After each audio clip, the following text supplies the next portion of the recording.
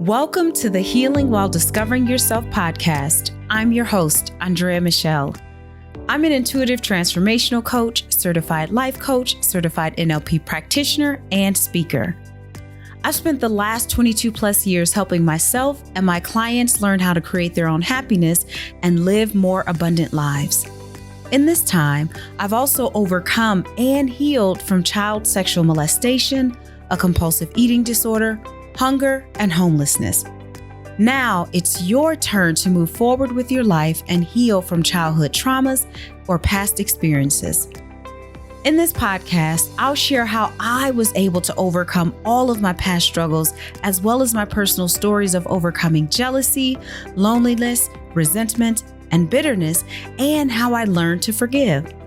I'll also help you explore your shadow self, deal with having low or no self-esteem, and address feelings of not being worthy or loved. Using my personal experiences and extensive training, as well as stories of grief, loss, depression, and anxiety from my guests, I'll help you change your life and finally heal.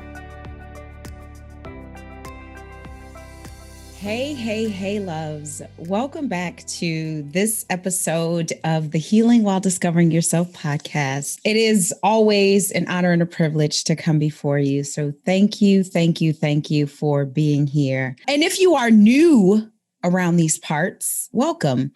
The purpose or the objective of this podcast is to truly normalize the healing process by sharing not just my own stories of healing and discovering myself, but inviting on guests to share their stories and experiences of the healing and self-discovery journey. And so every time I get an opportunity to come before you, it is a great honor and a privilege. So thank you so much for being here. If you have not checked out the other amazing episodes, please do so. I promise you, they are all fabulous and they are all amazing, just like me. But today I want to talk to you about the idea that you are not alone in this world. And, your people, the people who you're supposed to engage with and interact with and have a relationship with, these people are waiting to support you. But the only way they can support you, fully support you, is when you show up. I am a big believer that you cannot help someone who doesn't want to help themselves. I'm a big believer in that.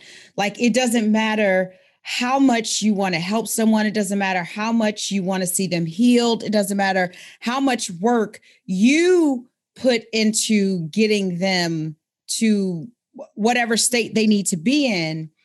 If they are not ready, if they don't seek healing or the help themselves, then you can't help them, right? And so that's why it is so important for you to understand that your people are waiting to support you, but you have to let them know that you're there.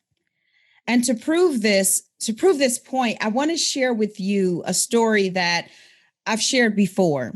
So if you've been following me for a while, then you've probably heard this story before. Not necessarily in this context, but you've probably heard the story before. But if you have not, so I have a fear of heights. Okay. Like, I don't like being high up in the air, right? I just don't. I have a fear of heights. But at the same time, this is where it gets interesting. Well, my life is interesting. But at the same time, I also don't want to live my life with regrets. And because I don't want to live my life with regrets, I certainly don't want to die with regrets, right? Like, I don't want to be on my deathbed feeling like, oh, I should have done this or I should have done that. And so this fear, if you will, of heights, in conjunction with this fear of living a life of regrets or dying with regrets, it puts me in interesting situations from time to time.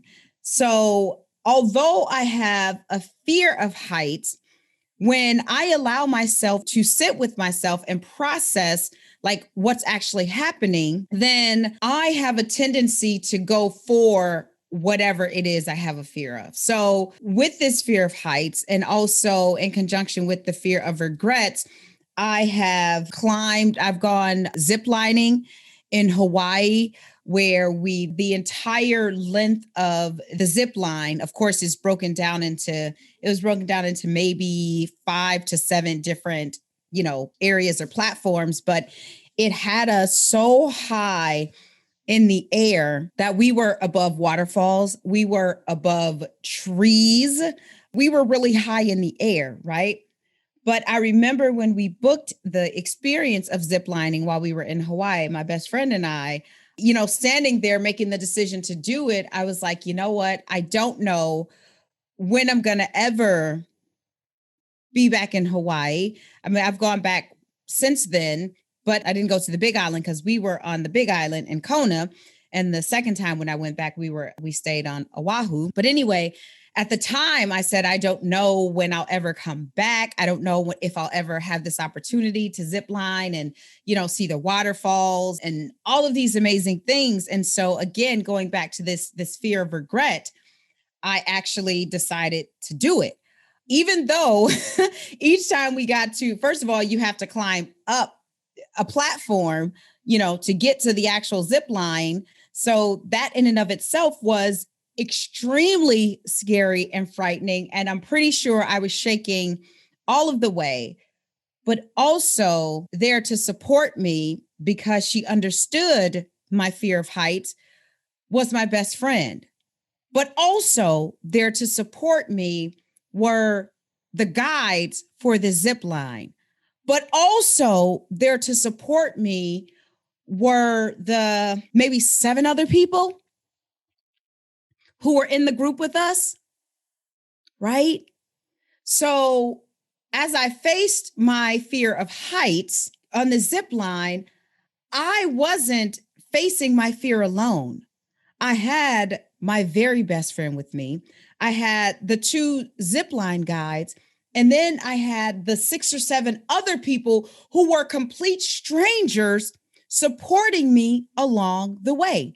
So every time we climbed up to or went to a different spot, these same people were in front of me asking me, "Are you okay?"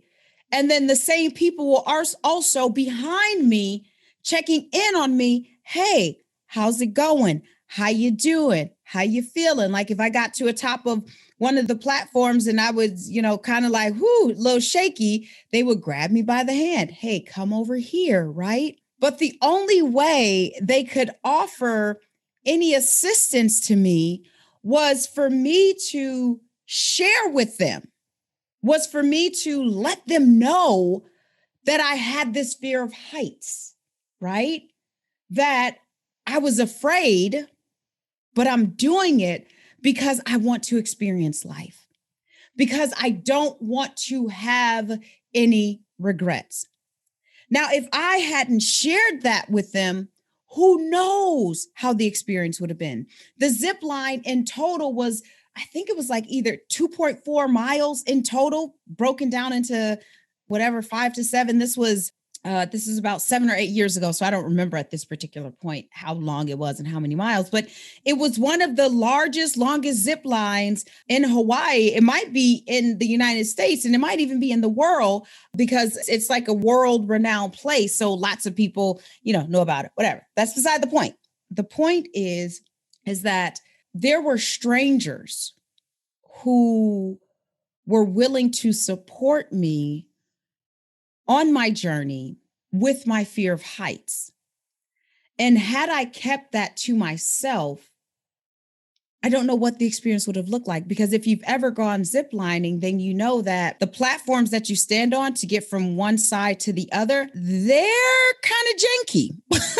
Like they're not the most stable, at least where we were in Hawaii. They're not the most stable. Like Like if the wind blew a little bit strong or if, like multiple people were like moving at one time on this platform, you were moving with the platform, right? And because everyone knew of my fear of heights, they were kind of careful. Like when it would move, they'd be like, "Are you okay, Andrea?" You know, it was a great experience to see how when you open up and you lay down the idea that, you know, you have to be strong or that people will misunderstand you or people don't understand you or people don't know or people are going to talk about you. When you lay the ego down and you show up authentically, because I authentically have a fear of heights and I authentically don't want to live my life with regrets and I certainly don't want to die with regrets. I showed up as that person who was fearful at both ends of the spectrum, right? Because if you say you don't want to live your life with regrets, then it means that you are going to take risk, right? That you have to be, you know, courageous, right? Not living a life of regrets is really being courageous, right? And exploring and trying new things when they're presented to you. But also at the other end is this fear of heights. And it's like, will I die? You know, what if I fall off? Am I going to die? Right? So you have to always show up as yourself. But what I really want you to understand is that, you know, contrary to popular belief, you are not alone in this journey. You just aren't. You are not alone in this journey that we call life. And another experience that I had to just to kind of like hit the nail right on the head and solidify the point that your people are waiting on you. Another experience I had with heights. And again, this is the story that you've heard before. You may or may not have heard the story about the zip line, but this is the story that if you've been following me, you've heard before. When I was in Sedona, we went to this place called Airport Mesa. And I actually learned that the big rocks were called mesas in Sedona. I just thought they were like rock mountains. That's what I called them. I didn't have any prior experience to them. And no, I didn't listen in school when we talked. Well, I don't even think in school we even talked about, I don't know what you call it. It's not archaeology, is it? It's not geography. I don't know what you call the study of rocks, but maybe it is archaeology. Well, either way, if I did study it in school, I didn't remember. Okay. So I learned that they're called mesas. And there's this really high point where there's this vortex where there's like this energy that just really, you can just really feel the energy. And so we went to that spot in Sedona, Arizona. And I remember climbing up to the mesa. I was with my girlfriends. We were in this mastermind, high level mastermind together. And I'm so grateful for that experience because now these women are like some of my closest friends. But anyway, so as we were climbing up to the top, number one, the elevation and oxygen. I'm not a scientist, so don't quote me on any of this, but I think it's less oxygen at that elevation. And so it's harder for you to breathe. So we're just going up, we're climbing, we're going up really high. And I'm not aware of how high we're actually going, right? Like we climbed up some steps and then there's like these like steps in the mesa that are built from like the rock or whatever. So I'm not noticing, but I'm noticing like I'm really out of breath. And all while simultaneously looking out at the view like, wow, I feel like I'm above the city here. Like, what's going on? And so it hit me like, Andrea, you are really high in the air. So in addition to being out of breath and being this high, I started to kind of freak out a little bit. And I don't think that my girlfriends, I don't think that I shared with them that I was afraid of heights at the time because I didn't think that it was important or it was irrelevant. We're like, right, we were going to Sedona. It was for healing. We were doing crystal healing, energy healing, sound baths, and all of that. So it just wasn't something that came up in conversation. And so as we're climbing up this mesa and I'm looking out, I noticed my friend Emily Aarons from EmilyAarons.com. If you don't know her, you need to be following her because she is amazing. Anyway, I'm like, okay, Emily, I'm kind of afraid of heights, right? So she's like, okay, that's fine. We don't have that far to go because we were literally steps away from like the top. So I said, okay, I can do this. And so I started taking my time and we finally got to the top.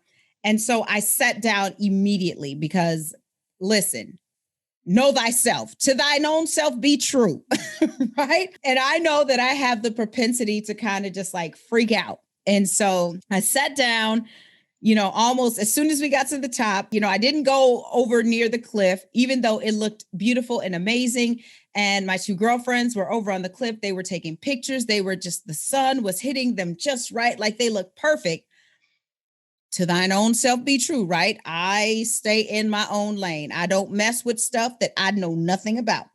So I sat there and I remember I did a live video and I said, hey, y'all, I am, at Airport Mesa. My girlfriends are all the way over there. They're having a good time, but I'm afraid of heights. So I am not going over there. I will just marvel at them from this view, right? And I went live and I said that.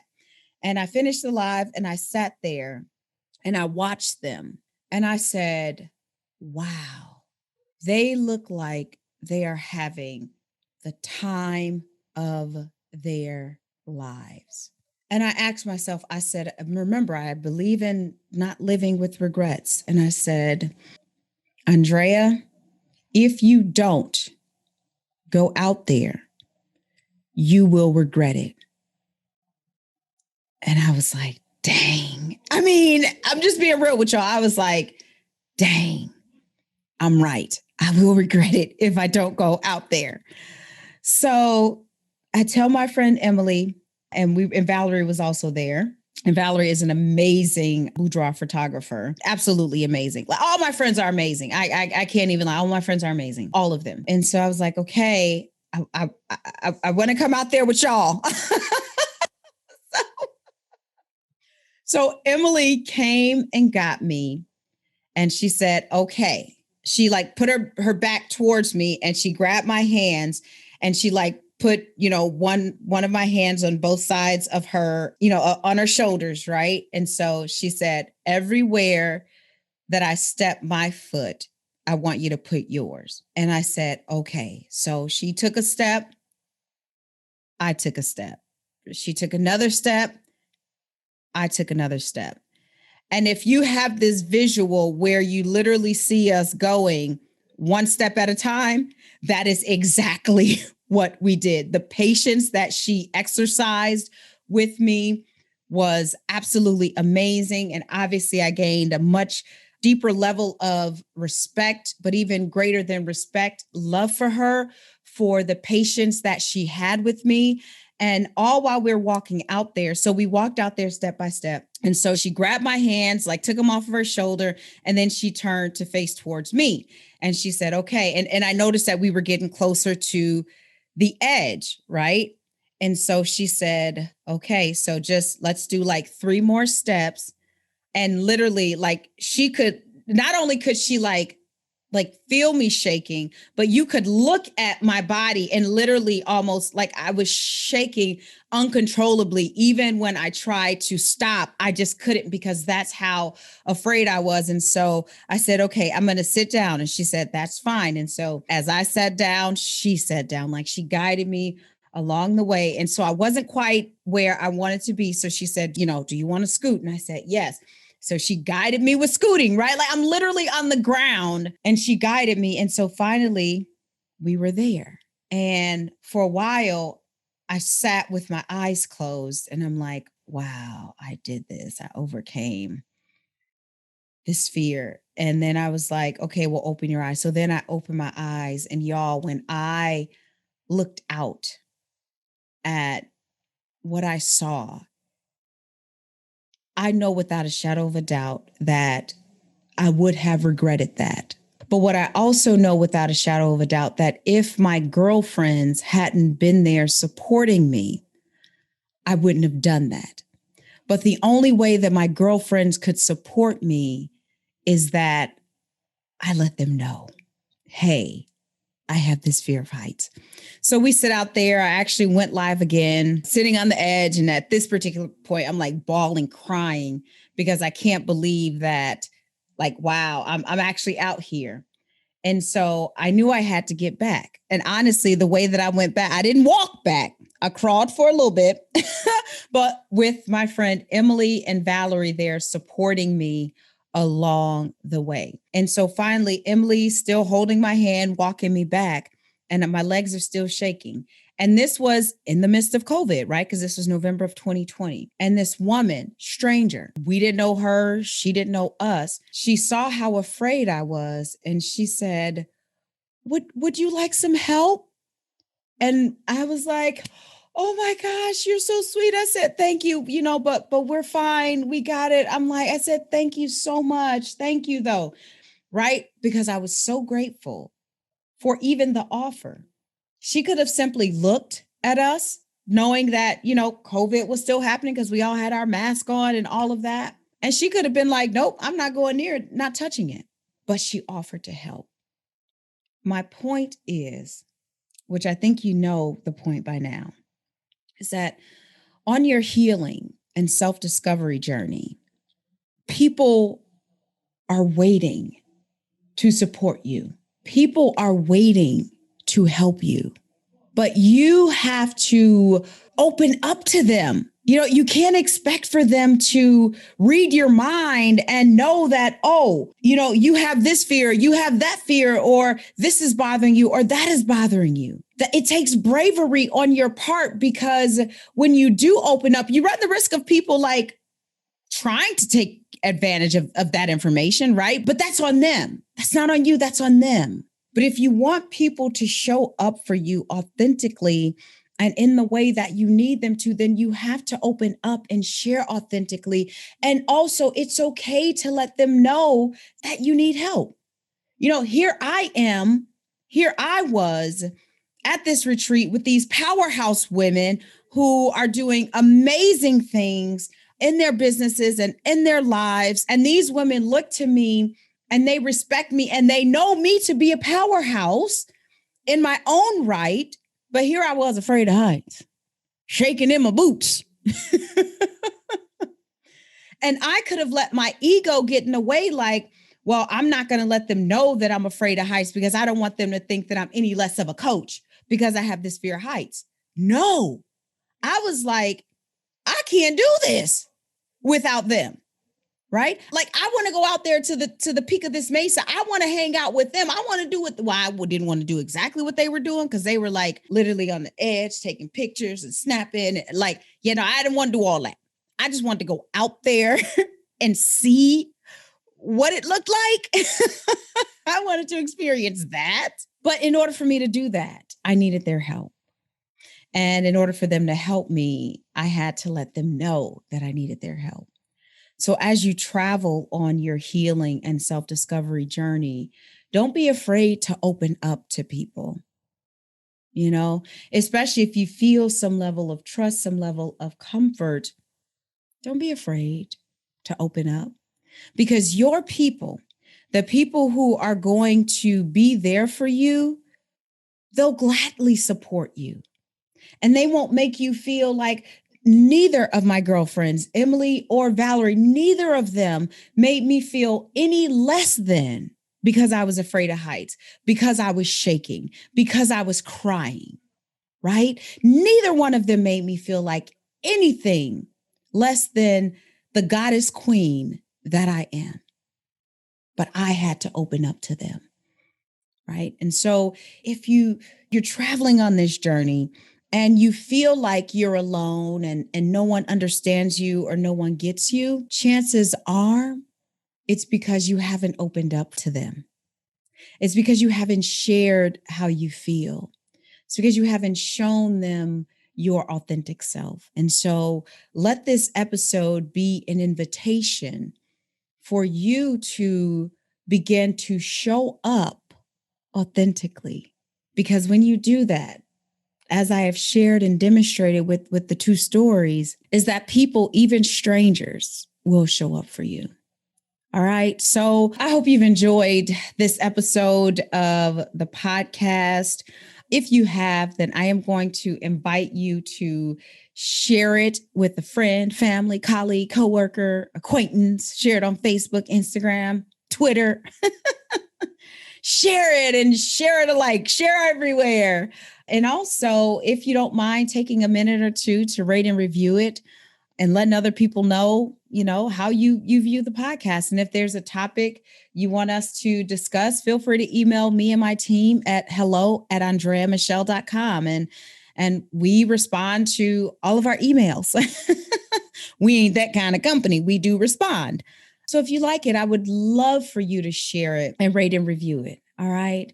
So before I go, know this, that the love in me salutes the love in you.